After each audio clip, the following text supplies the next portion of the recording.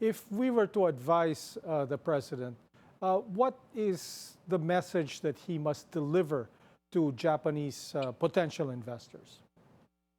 Well, definitely it's the commitment to further, well, the reform measures, further alleviating the governance standards, anti-corruption measures. So it would improve our ESG ratings before billions of pesos or dollars worth of investments are put into the country. So yeah, that's gonna definitely help, and yeah, that's good signaling. It would help them.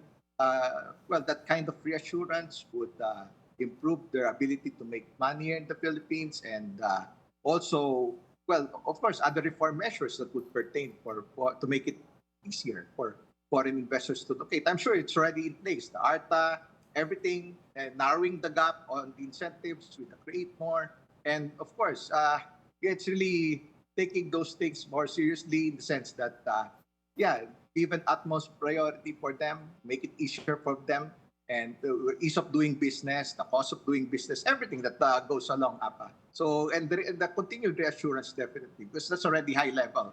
And besides, it's, well, harnessing whatever we have and trying to get more FDIs from Japan. And not only that, it's other than FDIs, hot money investments, and also the assistance programs we may get, especially for infrastructure, through JICA and through the ODAS from the Japanese government. So they've been there with us as a partner of the Philippines. So it's a matter of getting more assistance programs at a high level. Since this is an official business for a long time already. Well, it's already on top of the earlier visits also. Yeah. So those are very important, well, reassurances.